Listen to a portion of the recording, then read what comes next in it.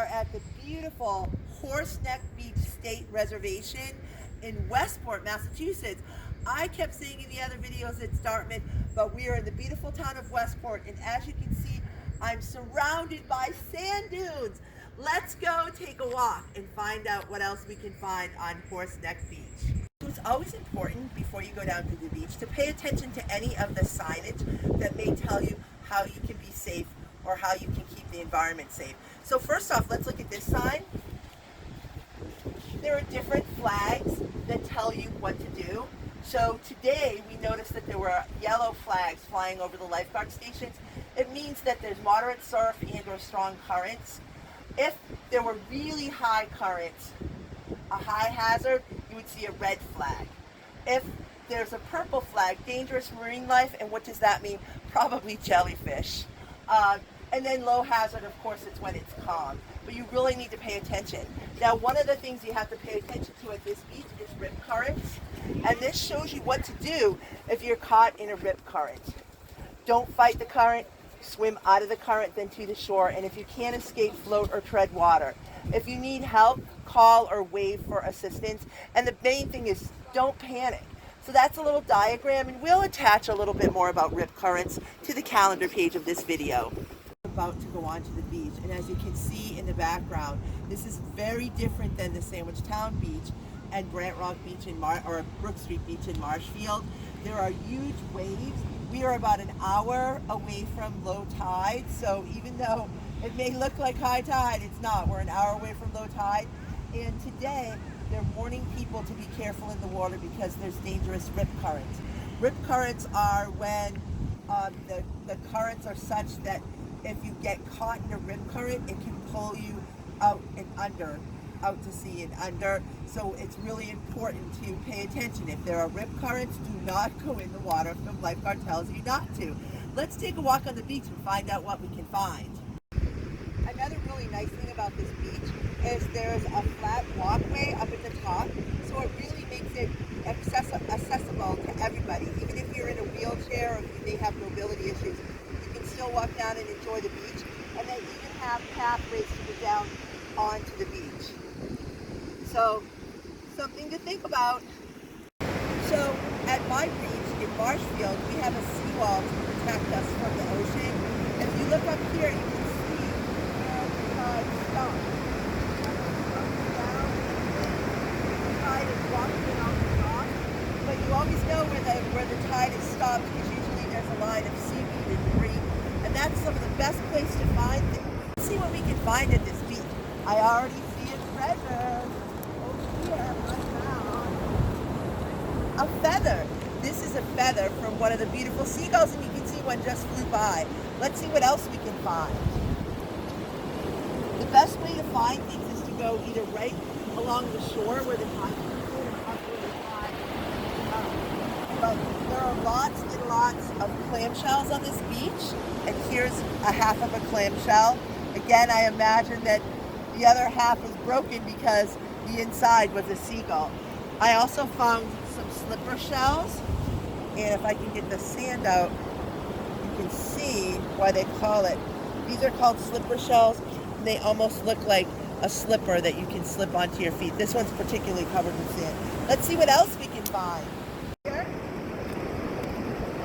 Here is a piece of driftwood, and driftwood is very soft because it's been drifting in the ocean. And then I found in the seaweed some more slipper shells. So these you can really tell why they call them slipper shells. And look, this one has a hole in it. You can make it into a necklace. And if you look in the seaweed, sometimes if you pull it aside, you can find treasures underneath. I see some things that I don't like to see. Unfortunately, we really have to pay attention to putting our trash in the trash can. This is a piece of styrofoam. If a bird or an animal eats it, it fills up their stomach and it can make them very sick, and possibly can be even fatal. So please, put your litter in the trash or follow the rule. Take what you brought to the beach home with you. Wow, here's an example of a shell that's attached to each other. So this is what you would find underneath the sea. This is what they would look like. Now I'm going to open this up because I know that the sea creature inside it is gone. But if you look, you could use this to make a little box. And there's just sand left inside. I don't know what that is. Oh, I'm not sure what that is. Maybe a piece of the sea creature that the seagull left behind. But this is what they look like when they are hooked together. How cool is that? Hello! As I'm walking in the water, I really can feel the pull of the current. I can feel the pull of the waves. And if you look at the different ways the waves are coming in, it can show you how strong that it really can be. If you do find yourself in a rip current, which means you find yourself being pulled away from the shore, the most important thing is to try to swim parallel to the shore until you get out of the rip tide. And one thing about being in the ocean, don't panic. Take a deep breath and use your head, but always be safe and listen to what the lifeguard and your grown-ups tell you. So as you can see, this is a very important sign. It's called Shorebird Protection Program. People in shorebirds share this beach. So we will show you some areas that are blocked off where birds are nesting. So these are the different kind of bird things that you might see. Just so you know, birds pair up in the spring. They lay eggs in a well-camouflaged depression in the sand. The parents take turns sitting on the eggs, and it can take up to 30 days for them to hatch. And then the downy chicks, they blend into the sand and they're difficult to see. And after 30 days after they hatch, they're ready to fly. So it's really important to stay away from the areas where they ask you to, and we'll show you some later on. If you're ever at the beach and you see a roped off area like this, you know, please don't go in there because they're trying to protect some wildlife. This is a threatened bird nesting area. The least tern, common tern, and piping plover all may have nests in this area. So they blocked it off so that people cannot go in, so that the birds can raise their babies in peace. So remember, if it says area closed, don't go there. So I don't know if you can see it, but there are a couple of birds who are near their nest, and they're just flying around. I can see one of the birds has food for its babies, so its babies must be in those little pieces of green over there. And I can see some teeny tiny birds actually walking around. It's very hard to see them, but they are adorable, and it's just a privilege to get to witness nature so up close.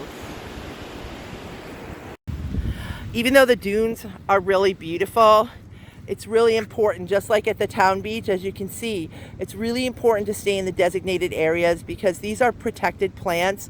And if you want the dunes to be beautiful, you need to follow the environmental rules that are set for you. I hope you've enjoyed our beach adventure at Horseneck Beach State Reservation. We will attach directions and everything you need to know to come visit here.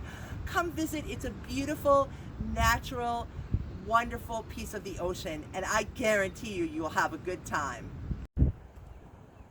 Wow, I'm just up the road from Horseneck Beach where we were right over there, and look at the beautiful wildlife that you can explore.